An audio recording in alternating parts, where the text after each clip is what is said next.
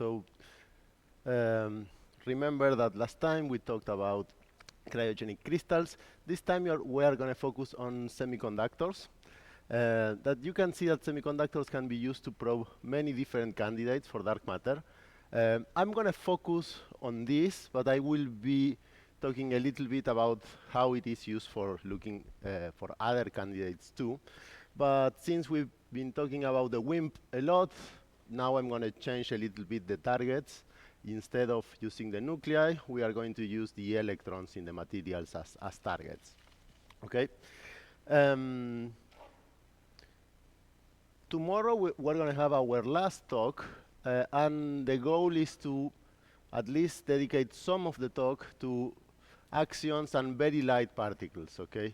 So it would be something in this area, but at the end of this talk also, you are going to have a poll, and please add anything that you would like to hear about that I did not talk about, and I'll do my best.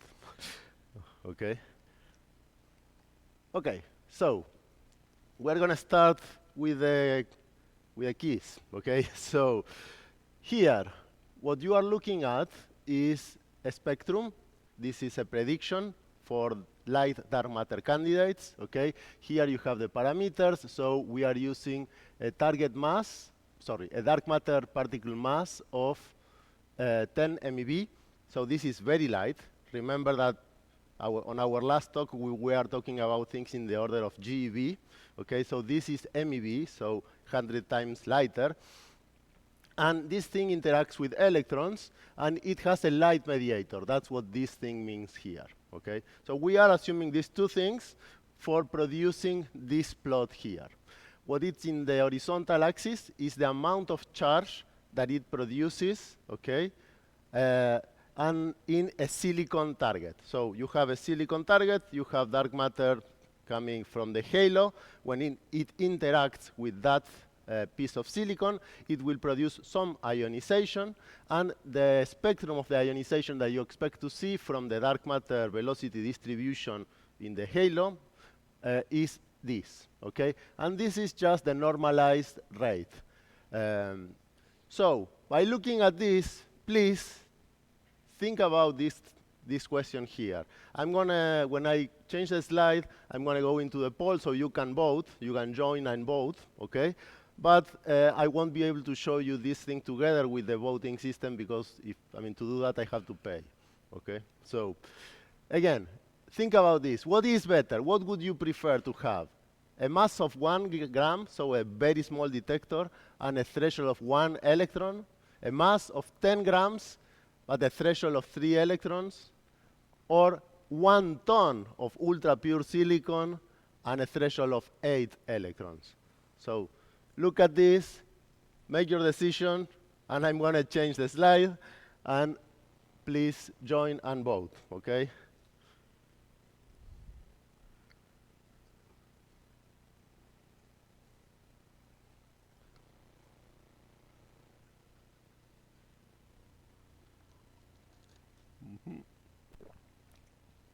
So, is this working? Well, one person. This is very slow. Well, you practice, there's going to be more polls, so be sharp next time.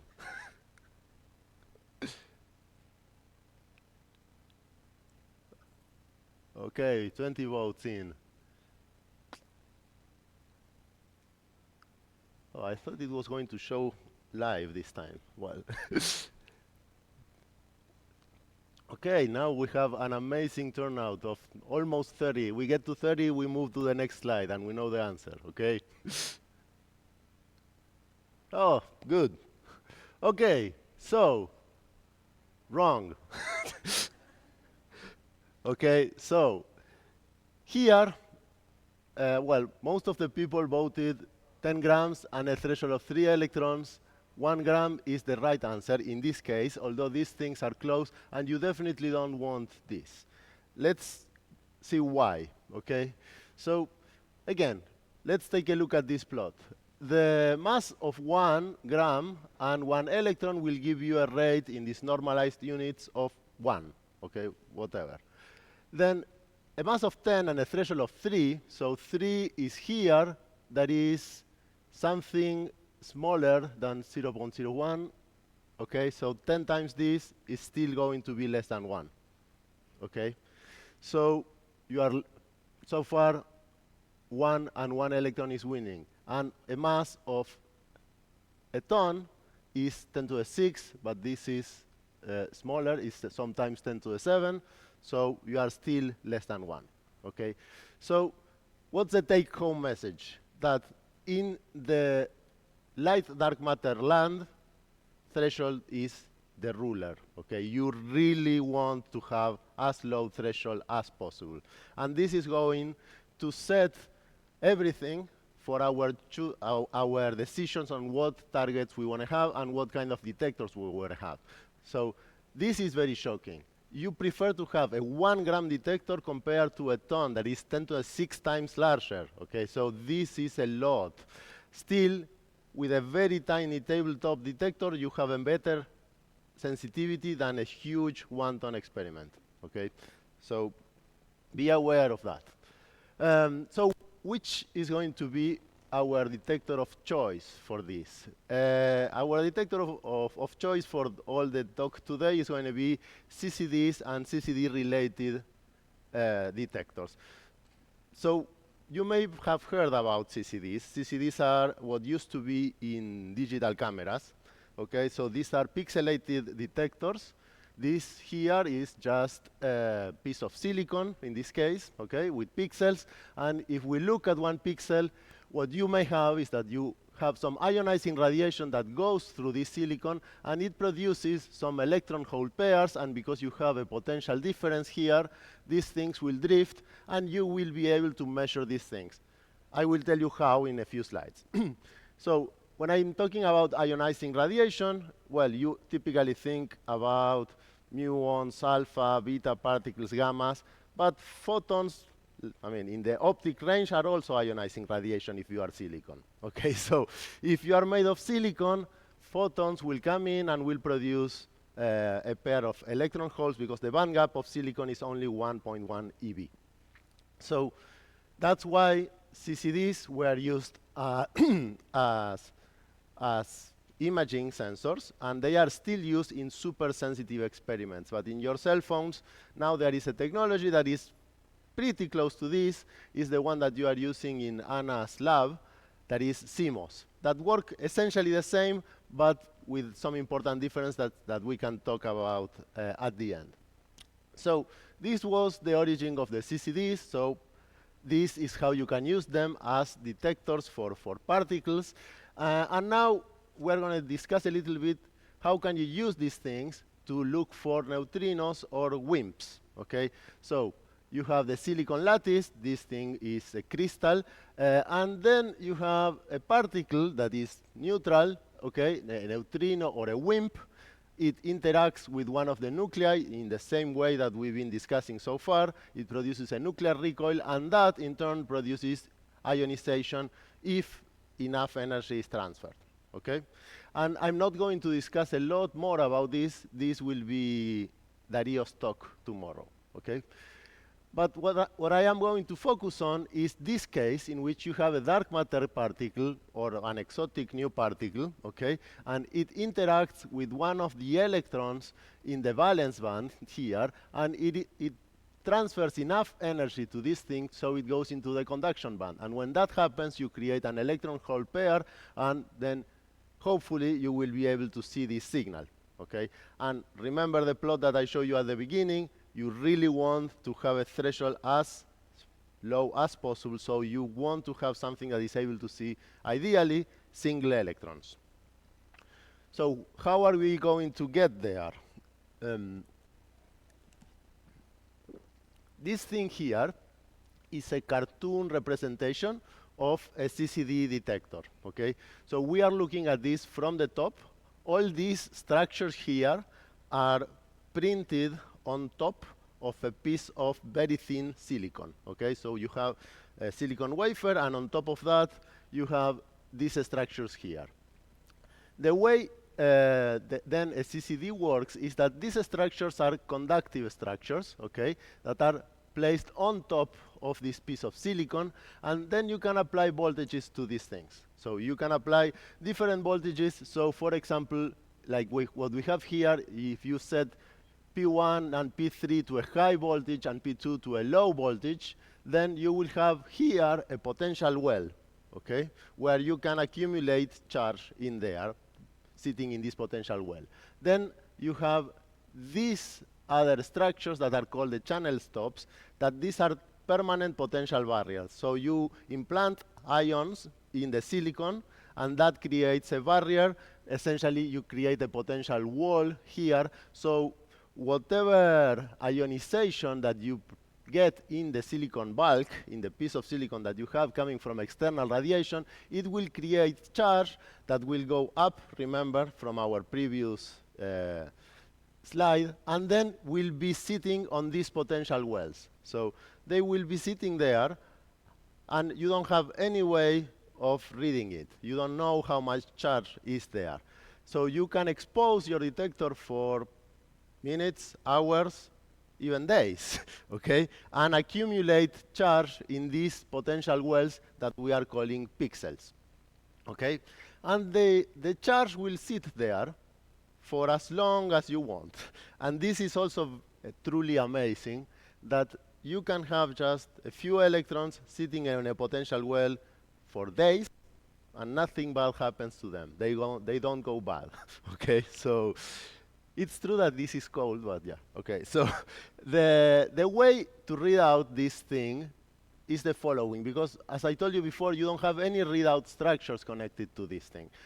But you can control these potentials, okay? So you can change those. And that's exactly the game we're going to play. So what we are going to do first here is to, let's say, lower P1 and keep P2 low. So now the charge that was in the potential well here is distributed between these two phases, okay? And then we move P2 up, and now you have some magic happening. The charge move 1/3 of a pixel, okay? And if you keep doing this after 7 steps, using this as a wave, okay, you are moving the charge from one position to the next.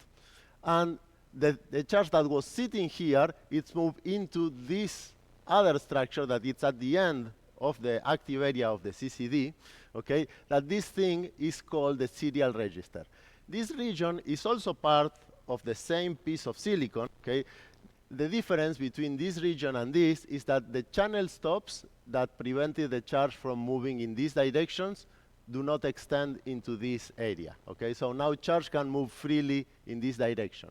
And these other structures here are exactly the same as this, but you can control them independently from the parallel clocks here, the parallel structures there. So you can play the same game here and move then the pixels or the charge of each of the pixels one by one into the readout structure that is here, okay? So this last step is what allows you to actually measure how much charge was in a pixel, okay? So this design, it's very nice in several senses. In the most important one is that in principle you can have an arbitrarily large detector for this. It can be huge, and still the capacitance of the output, okay, the sensitivity of the output is just set by the size of this structure here in the readout stage. The problem with this, what's the problem with this? Can you think about what may be the problem with this? Is that this is very slow, okay? You read the pixels one by one, and typically you will have millions of pixels here. So you are shifting the charge and reading the pixels one by one. But at the end of that, you have a very nice measurement of each of these things, and if you are not that worried about timing, then you are good. And with dark matter, in direct detection searches, we are not worried about timing, mostly. So here, I told you that you move these things into a readout structure. So what's this readout structure? So now these H structures that I'm showing you here, they are the same as this. So we are moving the charge in this direction, okay, using this wave movement technique. So then at the end of that, you have this thing here that is the part of the CCD that allows you to measure how much charge was in the pixel. How you do that? So, well, you move the charge from this last horizontal or serial clock, and then you move it here into what it's called the summing well. So after that, you forget about whatever you had before, and you only worry about what we had here. So you have the charge sitting here in a potential well that we are calling the summing well. Okay, then you have a potential barrier, that is the output gate, and then here you have something that we are calling the sense node, that is the only thing in the CCD that is connected to a measuring device. All the other stuff is just control signals, okay?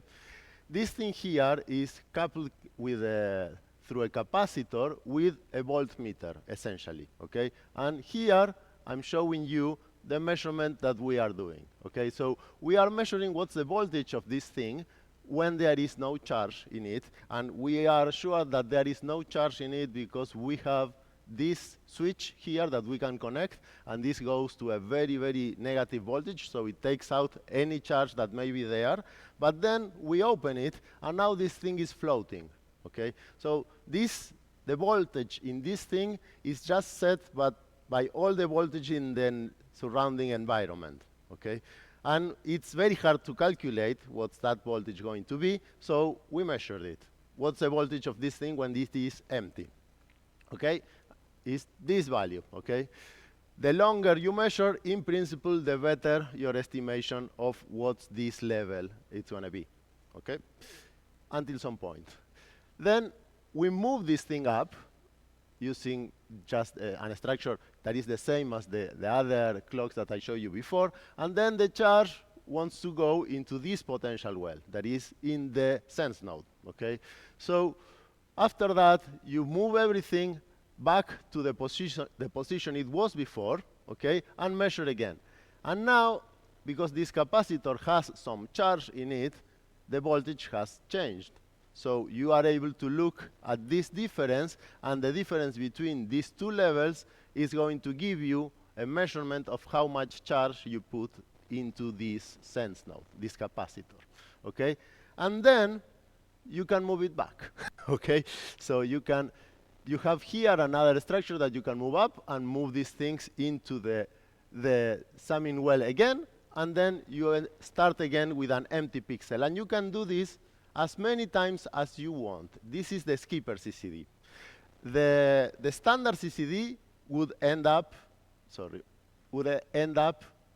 here. After this, in a standard CCD, you close this switch, get rid of all the charge, and get ready to read the next pixel, okay? But in a skipper CCD, you can do better than that. You can move this charge back into the summing well again, and then you can do this game again and take multiple non-destructive samples of the same charge package, okay? And that's going to be critical for improving our energy threshold, as you will see. Okay, so just to summarize, here we measure the sense node voltage when there is no charge in it, and all the fields around this sense node are in a given configuration. Then we move the charge into this thing and put all the other fields in exactly the same configuration. And from the change in voltage due to the charge in this capacitor, we get our signal. Okay, this is called the correlated double sampling technique. It's the reason for that is that, well, we are trying to measure the baseline noise, or what's the baseline between two different configurations that are very close in time. So when we subtract it, we can get rid of any fluctuations that change in time slowly or environmental effects. Okay, and this works really well, but it has a limit that comes from the fact that there is, sorry,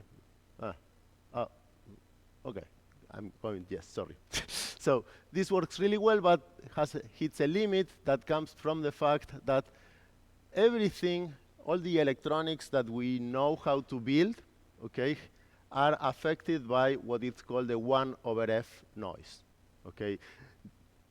This noise is something that produces a very slow change in the baseline of all the transistors that humanity knows how to build. And this is unavoidable.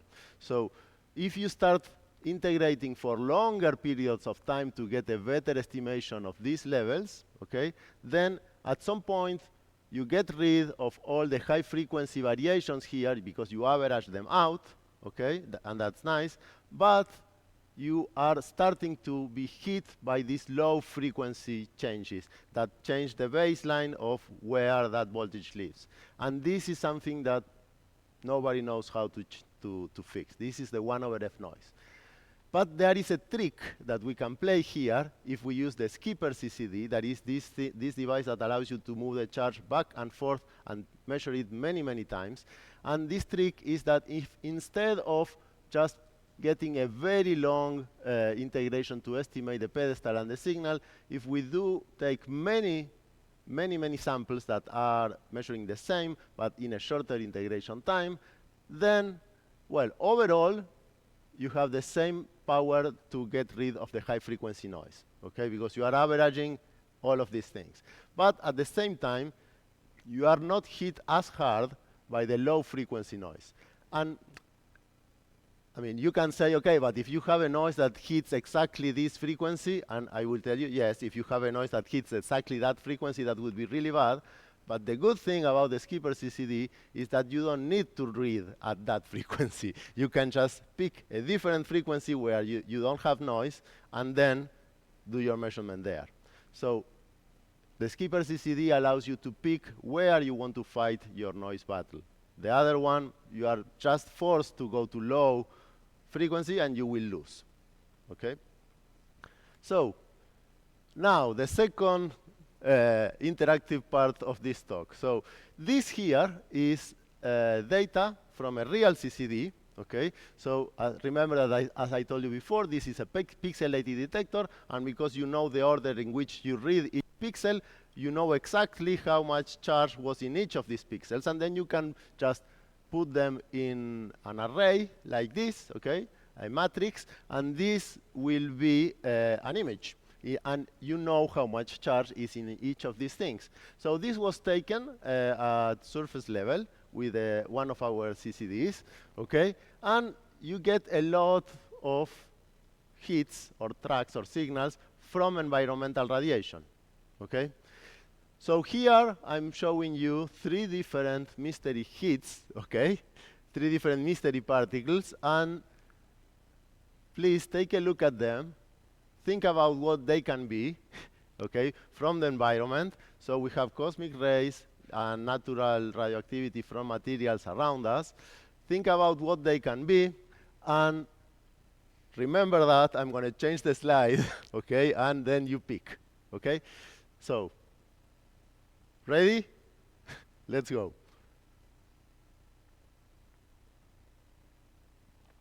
Remember, number 1 was kind of a wavy worm, number 2 was a straight line, and number 3 was like a dot, okay?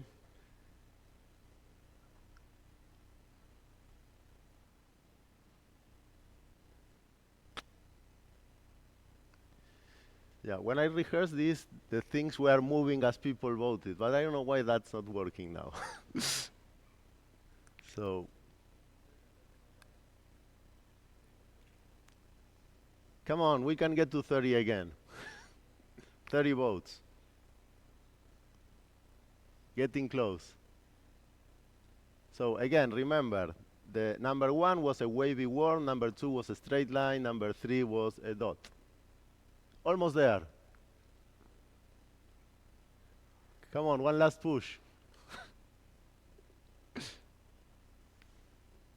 Oh, there, good. Ah, perfect. So that's amazing. So it looks like the labs with Anna are working. Okay? So Really nice. So yeah, we have electrons, muons, and these point-like thingies that are X-rays or other stuff, but most likely X-rays. So now, oops, sorry. So we have an image. This is just a section of a CCD. Okay, we can have this. I mean, the full image is actually many times this thing. Okay, and let's take a look at this empty or dark pixels, okay? Because here with this scale we are not really able to know how much charge is in there, but we can take those and make a histogram. And oh, sorry, I forgot that this was coming. So this is how a CCD looks like, okay? So you have here, this is the sensor. This is just a piece of silicon, okay? This part here where you see like a line and that it's different from the others in color, this is where all the readout structures are printed, okay, the ones that I told you before. And then these things on the edges are wire bonds that connect those structures to, these are essentially flat cables that go to our readout electronics, okay?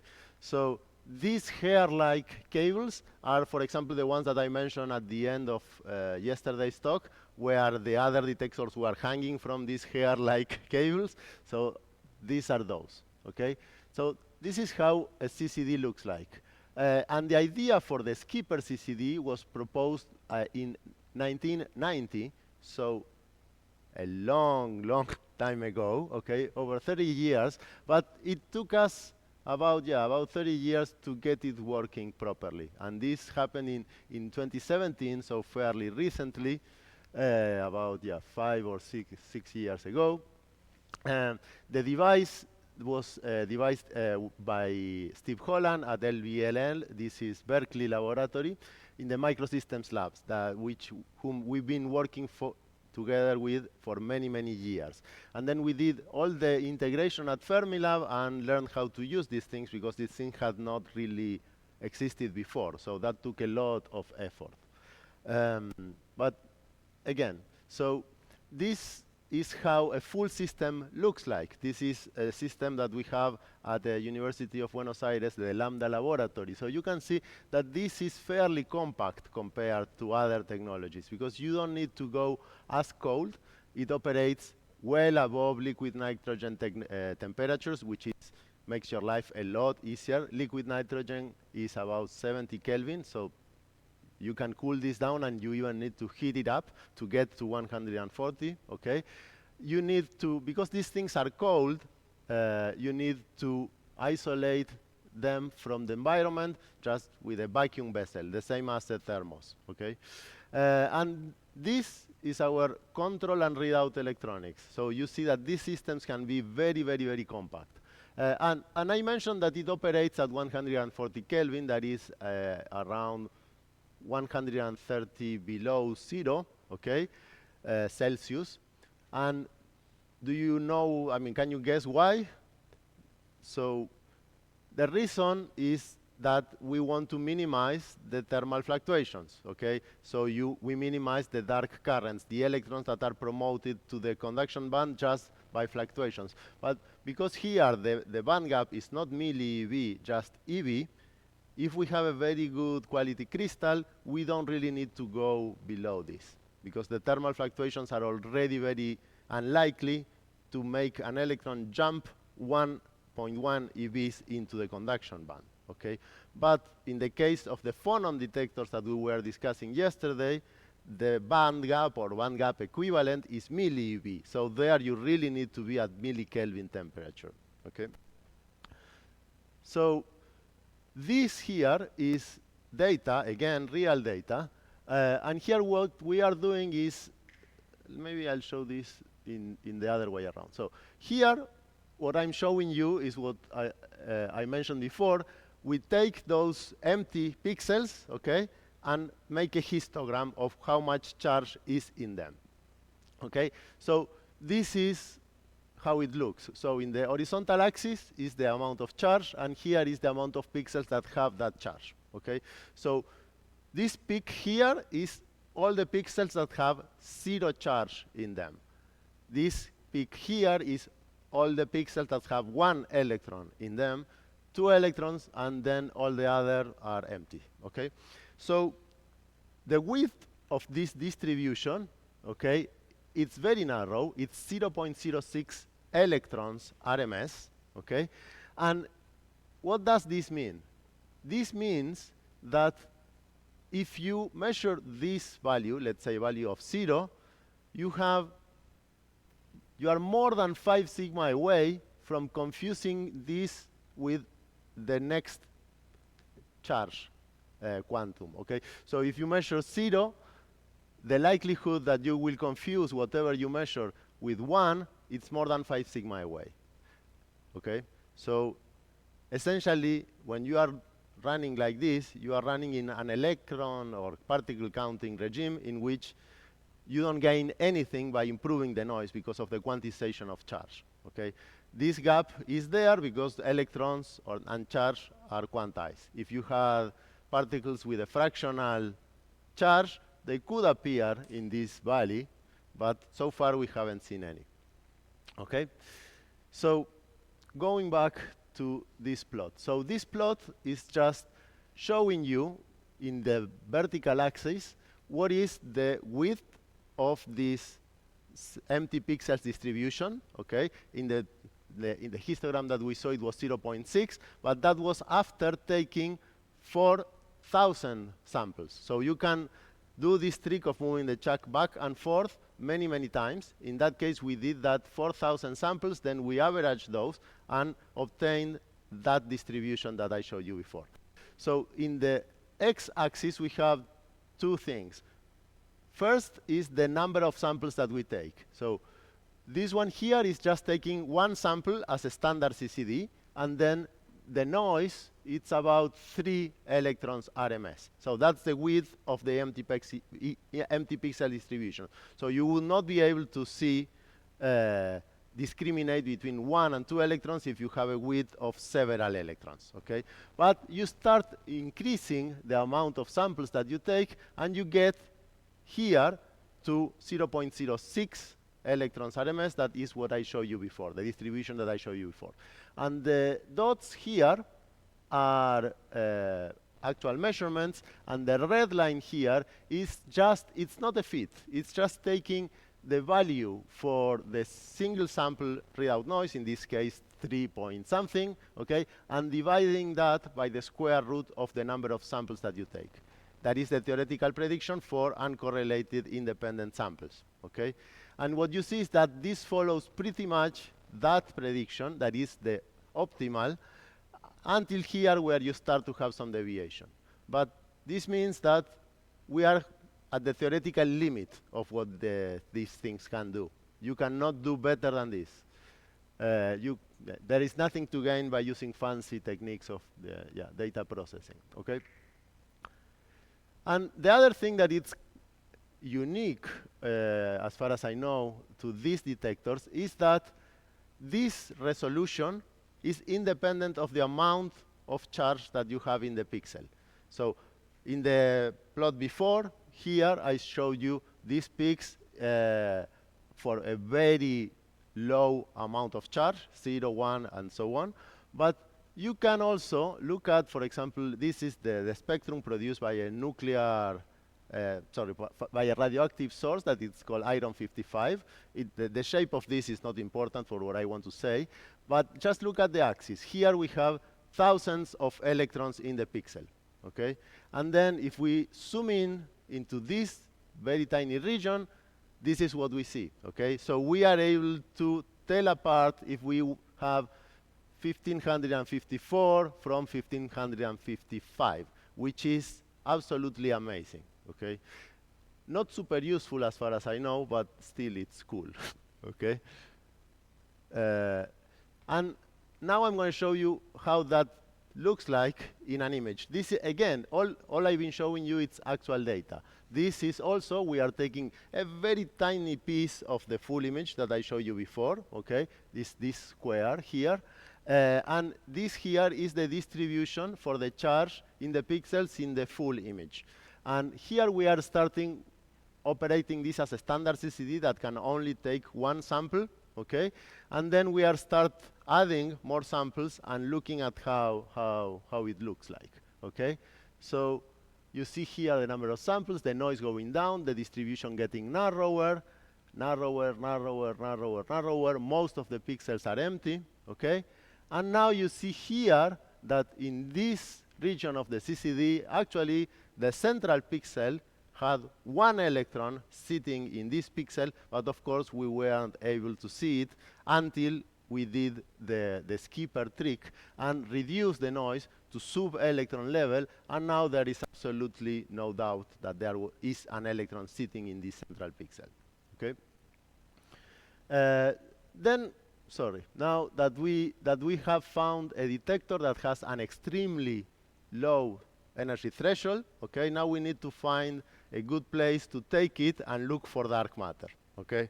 So the place is Snowlab. Snowlab is an underground laboratory that is in Canada, in Sudbury, that is inside an active mining operation. So to get there, you have to go down a drift that inside a steel cage that is the same cage that is used to take the rocks out, okay? And this thing goes down at 50 kilometers per hour, that is very fast, okay? And then this goes down 2 kilometers. After that, when you get there, this is the cage getting to the lowest level, then you have to walk about 1.5 kilometers through an active mining operation here until you get to the laboratory Snowlab that is actually an absolutely amazing facility that is a clean room inside an active mine, 2 kilometers underground. So this is insane. All of the areas inside Snowlab are clean room level, so you don't have any contamination. They filter everything. Once you get there, you feel like it's a normal place. Well, actually, much cleaner than any normal place, okay? And you get there after walking through mud, rocks, and other stuff. So that's amazing. So I will not spend a lot of time talking about Snowlab, but ask Anna about Snowlab, and it's an amazing place. And many, many experiments are here. For example, DEEP, that we discussed in our second talk, the liquid argon experiment, the single phase, is at Snowlab, and also Sensei, that is the experiment that I will be talking about now. So Sensei is the first experiment using the skipper CCD technology to look for dark matter, or actually to do anything, okay? So how does Sensei at Snowlab look like? So here, these are our CCDs, are bigger than the ones that I showed you before, okay, to have more target material. This orange thingy here is just the flex cable to get the signals in and out. And as usual, this thing is inside a clean copper box, okay? So then this thing goes into another bigger box where you have a stack of these modules, okay? Many of these. This box is cooled down to about 130 Kelvin, okay? And we close it and have vacuum inside this volume here, okay? And then after that, we put a copper shield, and we cover that with a bigger copper shield, and we cover that with a bigger lead shield, and after that, we cover that with some polyethylene boxes that are filled with water. So this is to shield us from the neutrons in the environment. This is to shield us from the gammas in the environment. This is to shield us from any radioactive contamination in the lead, okay? So we've been deploying Sensei in many different iterations, and I'm going to show you a little bit how the data looks like for the first run that we had there. So just to get an idea of how important it is to go to Snowlab or to go to an underground laboratory, here I'm showing you, this is just a section of an image taken at the surface level for 1 hour. So you see that it's full of stuff, okay? This one here is the same, actually not the same. This is 20 times longer than this. I cannot use the same thing because here you would see just a black square, or if I do the other thing, here you will see something that is completely white, okay? So this is 20 times longer at SnowLab, and this is what you have. And actually, I had to pick a section where I had something in there. Most of them are empty even after 20 hours. Okay, so that's how important it is to go underground.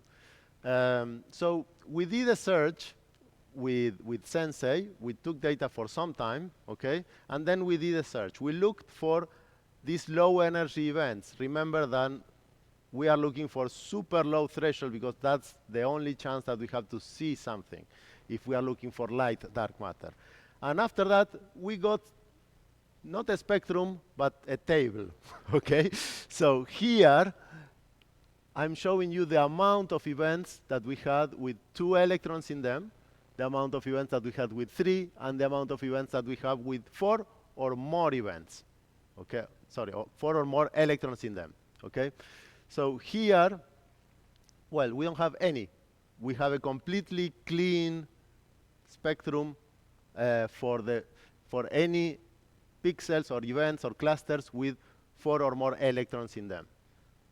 We only have 2 with 3 electrons, and we have about 30 for 2 electrons. So this allows us to set limits to about what dark matter can be or cannot be. So remember this. Again, we are going to be dominated by the lowest energy beams in which we have relatively controlled signal. I'm not showing here the 1 electron events because I'm going to discuss those further on later on this talk, okay? But there we have a much larger number, and that makes that channel not competitive for looking for dark matter. And we knew this beforehand, okay? So now, I've been showing you so far only WIMPs, and yesterday there were questions about other options. In this case, I'm not going to talk to you about WIMPs anymore. I'm just going to show you other options that are benchmark options that the dark matter community have selected as good candidates for comparing experiments, essentially, okay? So on this plot, this is very similar to what you have in a WIMP exclusion plot. In the horizontal axis, we have the mass of the dark matter candidate, okay? And here, the scale, the units are MeV, not GeV. So this is much lower, okay? And on the vertical axis is, again, the size of the cross-section, okay? But now, it's the cross-section between dark matter and electrons, not nuclei, okay? Because we are looking for dark matter that interacts with electrons. And what we have here, this line here is the result from Sensei at SnowLab. All these areas are excluded. That is telling us that if we are thinking about the dark matter candidate of 10 MeV mass and a cross-section of 10 to the 35, that is excluded. That cannot be, or bigger than that cannot be, because if the cross-section was larger than that, we would have seen more events than what we saw, okay? So this is the exclusion plot. This is the result from Sensei, okay? And then this band here is what we call the freeze-in line. That is a line that is highly motivated for theoretical reasons, that the candidates that live here have some properties that would explain the long-term evolution of the universe, the large-scale evolution of the universe. So we are really aiming to get here, okay? We really want to be able to explore these candidates here. We haven't so far. This thing here is, if you consider something that is a little bit of different from vanilla direct detection, but that it's very reasonable. And if here what you are saying is, okay, if dark matter can interact with electrons, well, it can interact with the electrons in the sun, okay? And the sun is very hot. The electrons there move very quickly. So then the end effect is that you will have is that the sun kind of heats up, okay, the local dark matter halo and increases its kinetic energy. Okay, so you are able to then access some of the dark matter candidates that are much lighter, that would not give you a signal that you can see, because these would be the ones that are boosted. Okay, so there is some modeling here, but it's pretty straightforward, because if you are assuming that you can see the dark matter candidate in your detector, well, you can also, it can also interact with the sun. Okay, and just for completitude, here it's the form factor. What this means is what's essentially the mass of the mediator. So in this situation, we are thinking about something, the dark matter candidate, that can interact with electrons, and the mediator is light. Okay, that's what this thing means here. That's the only two assumptions that we are making. Okay, but we can go to the other extreme case, in which, again, it's dark matter that can interact with electrons, but now you assume that the mediator is heavy. Okay, so remember that for accelerator searches, if we have a light mediator, it's very, very hard in an accelerator. With a relatively heavier mediator, it's easier. It is too heavy, it's hard again. But here you see that the limits from Sensei, although they are the best at some positions, they are now competing with other stuff, like Xenon 110 S2 only. This is in dashed line, because this is these are predictions at this point, but still you are now comparing and being competitive with things that have a larger mass. But yeah, so just to also answer the question yesterday, the community has been moving away from only WIMP signals and looking for other options. And another very, very interesting option is yes?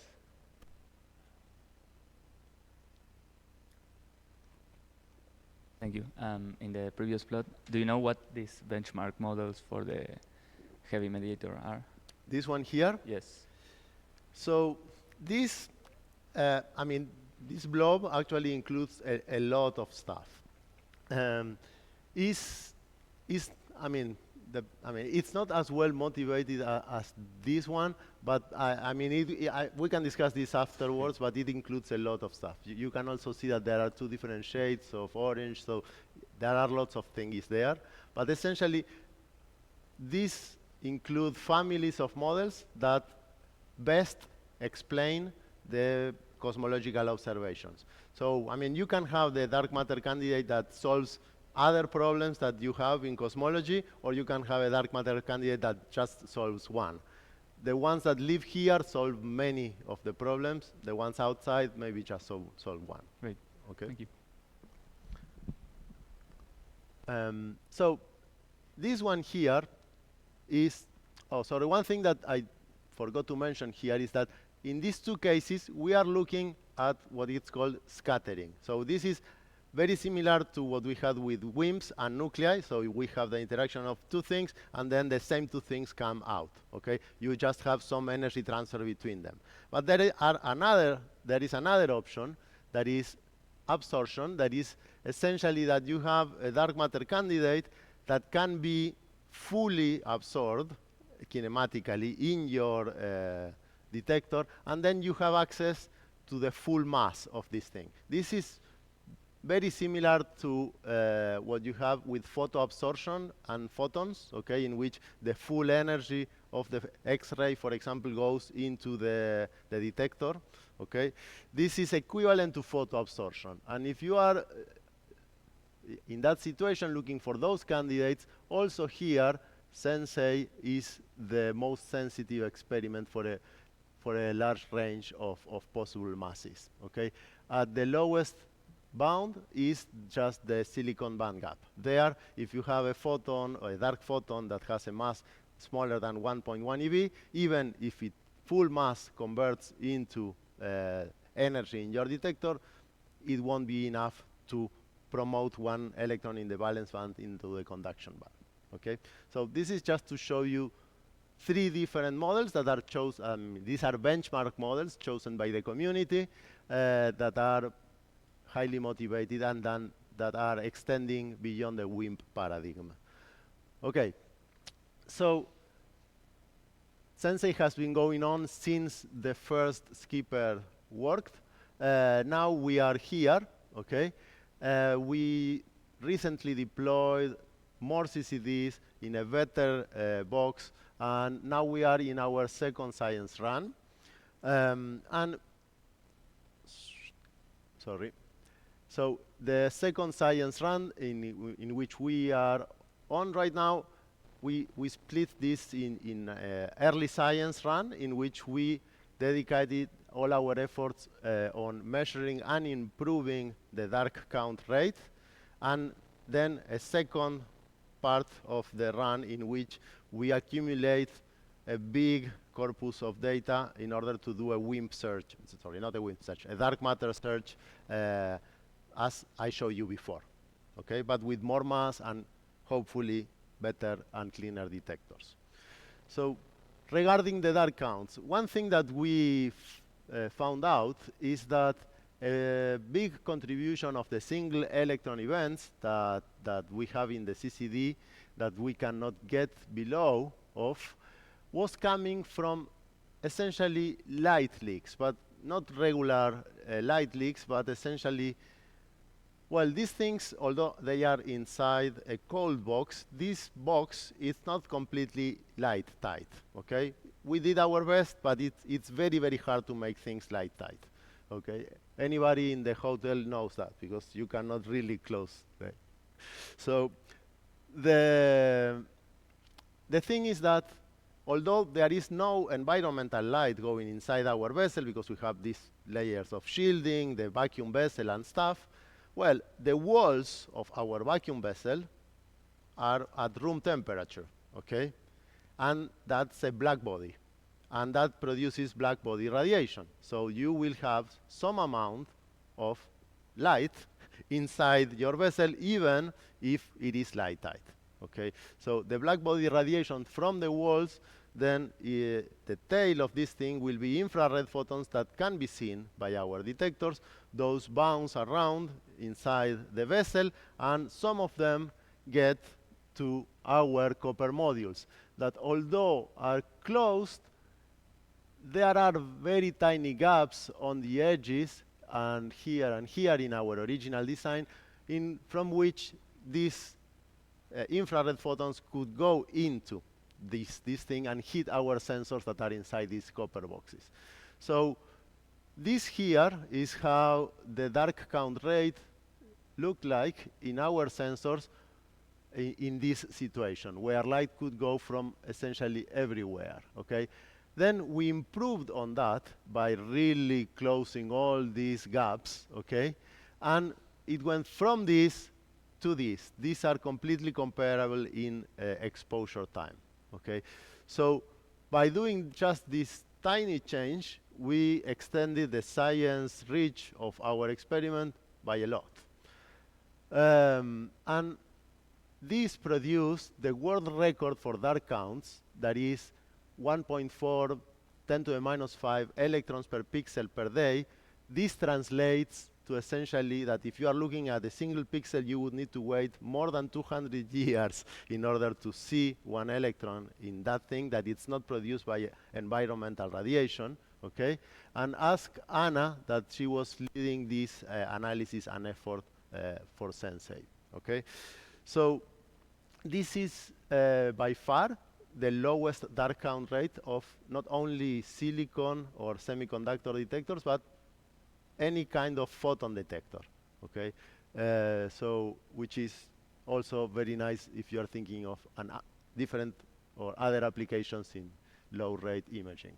So, it's not very clear, but what that does, I mean, what does this mean for our science reach?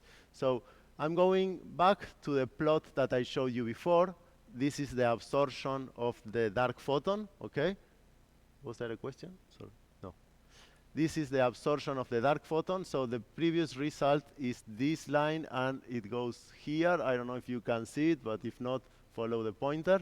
And all this additional region is coming just from the fact that we are able to measure this low dark count rate, Okay, so by using some copper tape, you increase your science reach.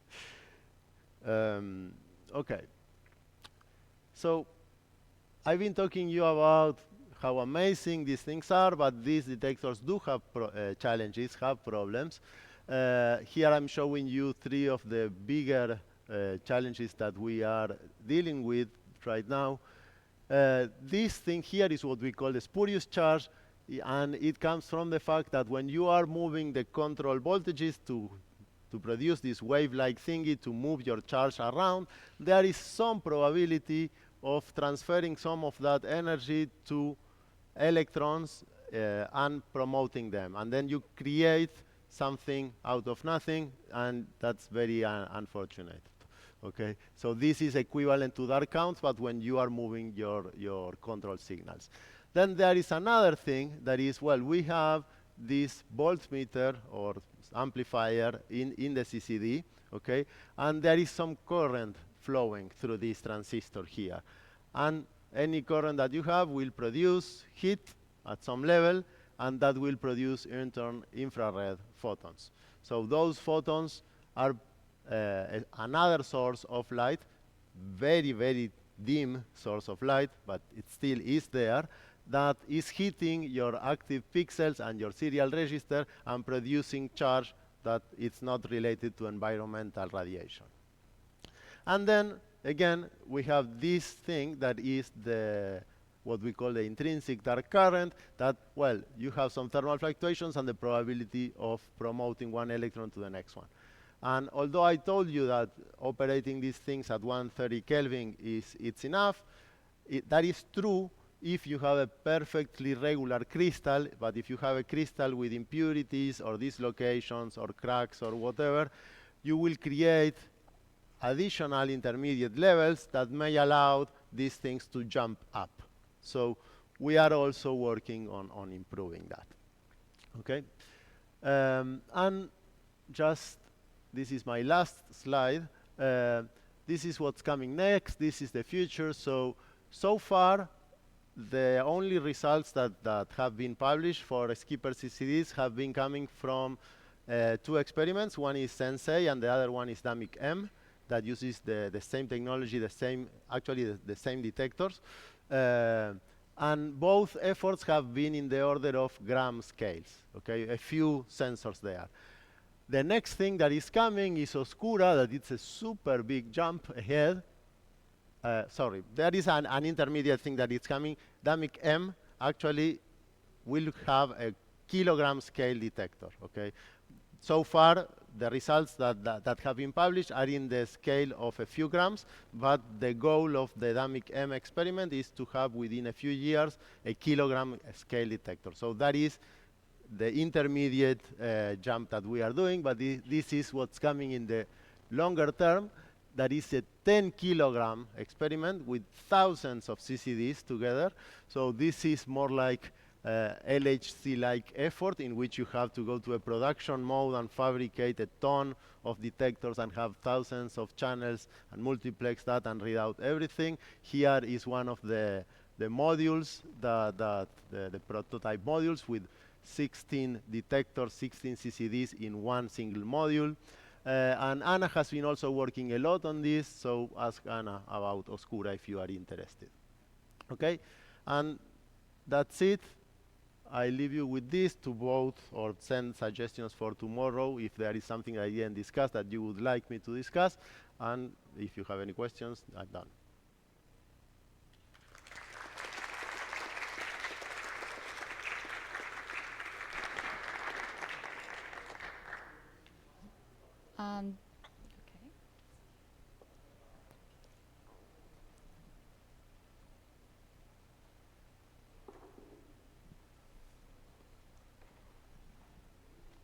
Okay.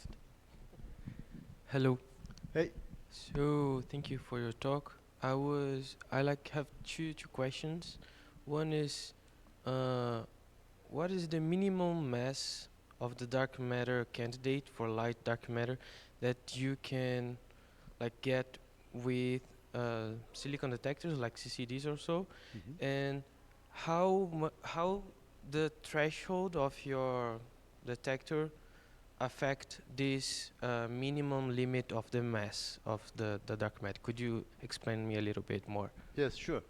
So let me go back to this plot. So there are two situations. So if you are looking for scattering events, okay, interactions or candidates that will produce a scattering of an electron but not be fully absorbed, the limit here is essentially close to the mass of one electron. After that, if you go to much lighter, the kinematics are just not matching. Very similar to what you have with WIMPs and very light masses, okay? So here is essentially, back of the envelope estimation. You can say the electron mass is the lowest that you can go, okay? For scattering searches. For full absorption, you can go much, much lower masses, okay? This is essentially, you can go to the silicon band gap, okay? So here, you see, this is EV, okay, in the axis. So you can go essentially to 1 or 1-ish EV. Below that, even if you convert the full mass of the particle into energy, you don't have enough to promote one electron. And how does the threshold of your detector, like if my threshold is 2 electrons, I cannot see this mass? If your threshold is 2 electrons, then the calculation becomes a little bit harder, but it's something that we can do and we can measure also. The thing is that at least, I mean, for a threshold of 2 electrons, you would need to have an energy deposition of, at minimum, 2 band gaps, okay? In practice, you usually need more than 2 band gaps because you have a high probability of some of this energy going into heat, going into phonons. So typically you need, on average, more energy to produce that. But we can do that calculation, and we have the distributions for what's the likelihood of producing 2 electrons for a certain amount of energy deposited in the CCD. But yeah, these things are distributions and move up. But the very, very minimum is 2 band gaps or 3 band gaps, depending on your threshold. Thank you. Okay. When you showed us the table containing the number of events we have on Sensei at Snow Lab, Yes. they're saying that we had 30 events with 2 electrons, Yes. for example. Yes. And my question is, this number, the 30, the 2, and the 0, they are already counting other possible sources of these 2, 3, or 4 electrons, or these are all the events you saw containing even background events? Yep. So for these 32 electron events, actually we have an explanation for all of them. What we have, as I told you before, we have the lowest dark count ever, but there is some dark counts. So the single electron rate is something that it's happening, okay? And just by chance probability, you have some very small but non-zero probability of having 2 single electron events happening next to each other or in the same pixel, okay, during one of these exposures. And when that happens, you create a 2 electron event, okay? And we can compute what is the chance probability of that happening and how many do we expect for the full exposure that we have. And actually that gives us a number that is compatible with 30. So what we understand or what we believe is that these 32 electron events are actually coming from just single electron event coincidences from dark counts, including spurious charge, light from the amplifier, and intrinsic dark counts. So we are not that worried about this, and this number should go down now that we have improved our dark counts. When we produced this result, the dark count rate was 1 order of magnitude higher, so 10 to the minus 4, 20 years instead of 200, so still pretty good, but now it's one order of magnitude better, and then you get that this coincidence probability is going down. For the these two events with 3 electrons in them, actually this is not compatible with just random coincidences of 1 electron events by a lot. You would expect almost, something that is 0 there, 10 to the minus 7, whatever. I don't remember the number, but it's very, very small. And these two events, we cannot explain them as random coincidences. They can still come from environmental radiation. They could be dark matter. But we are not in any way saying that this is dark matter. Okay, I'm just saying this for, yes, we don't know what they are. We are trying to understand that, and hopefully, with a larger data sample, with lower dark count rates, we will understand that better. Yes?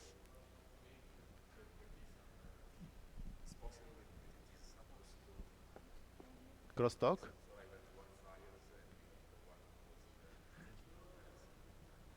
So you mean electronic crosstalk between? Yeah, so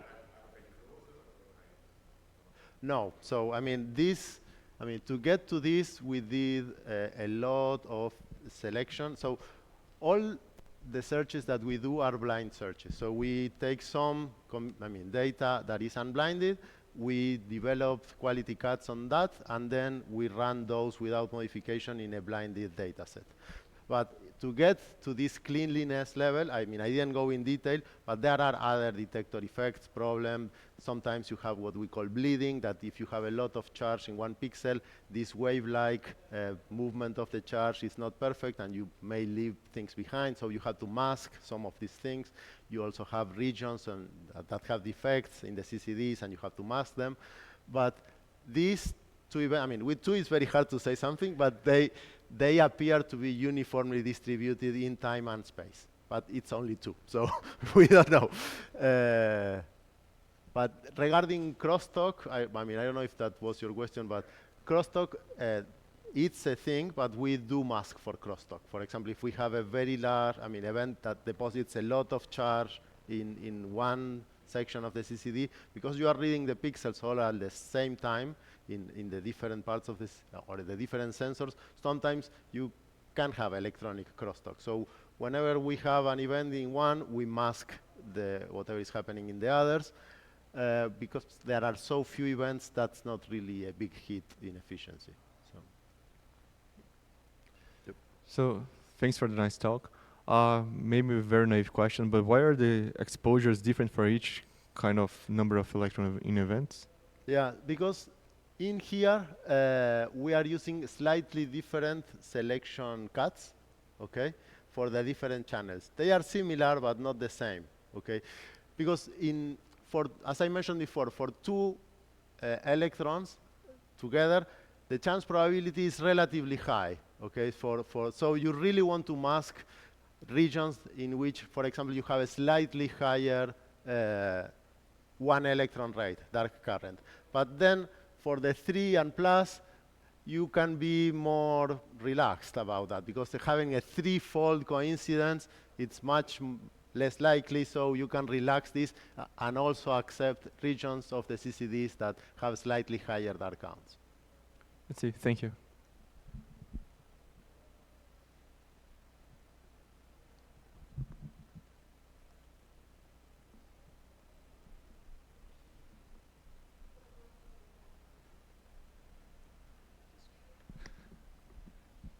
Javier? Yep. Thanks for your lecture. I didn't quite get the relation between the first question you proposed us, between threshold and the mass of your sensor, because for me it wasn't obvious the upper side of a big detector, because in my head was like, it's obviously the smaller one, you spend less in building your detector, it has a smaller threshold.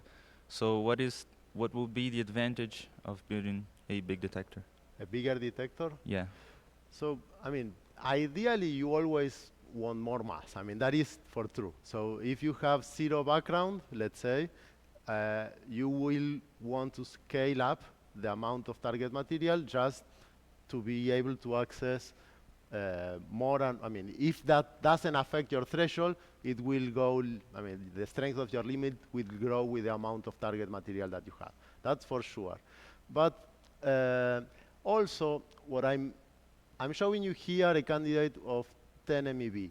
If you start going to higher and higher masses, okay, that's not the goal of Sensei, but let's say that you go to 200 MeV or closer to the GeV scale.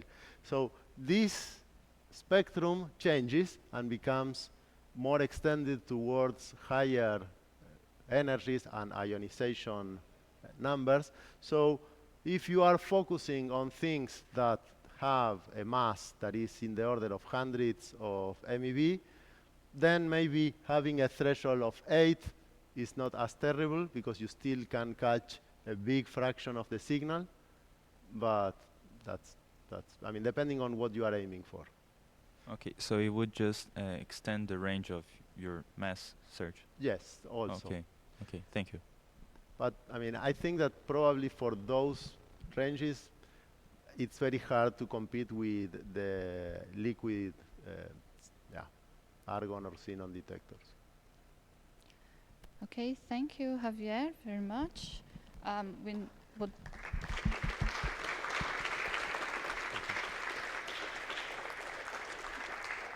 We would also like to invite Don and Luca to join the general discussion session, but before that, we have an announcement. Well, okay. I intended to do this announcement after, but yes, no problem. We can no problem. So 2 announcements. So one is, again, if you're taking the Uber, people that have taken Ubers during the previous days, just send me the receipt so we get to reimburse you, and today the same. And also, so you remember last week we had these practical sessions, and some of them had exercises, for example, to compute the abundances of dark matter generated during early universe and so on. And we said, we'll pay you a beer if you get it right and you show us. And some people did, but we forgot who was. So we decided to pay a beer to everyone, okay? So tomorrow we'll have an informal gathering at 8 in the bar in front of the hotel, so the Garotinha bar. We like it because it sounds carioca. So we have, like, the first beer is on us, and we have very little things to eat also, so that we can, talk to each other. Afterwards, everyone can do whatever they want, including staying there, and but that's it. So we have everyone, we gather at 8 at the Garotinha, and yes, let's have a bit of relaxing time. That were the announcements. Thanks.